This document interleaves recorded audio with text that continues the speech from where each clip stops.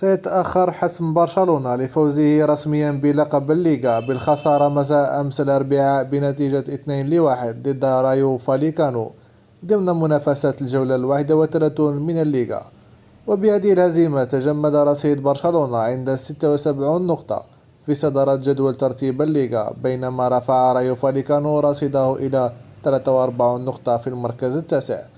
وبحسب صحيفة سبورت الإسبانية فإن برشلونة سيؤجل حسم التتويج بلقب الليغا لما بعد ديربي كاتالونيا ضد إسبانيول.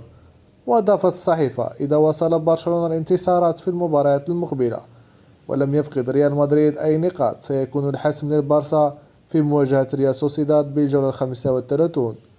وأوضح التقرير أن برشلونة سيحتاج للحصول على نقطة واحدة فقط ضد ريال سوسيداد من أجل التتويج رسميا، مع ضرورة تحقيقهم للفوز ضد ريال بيتيس وأوساسونا في الجولتين المقبلتين. وكان برشلونة أمام فرصة مميزة ضد رايو فاليكانو، ففي حال تحقيق الانتصار كان الفريق سيتوج باللقب لو فاز بالديربي ضد جار اللدود إسبانيول.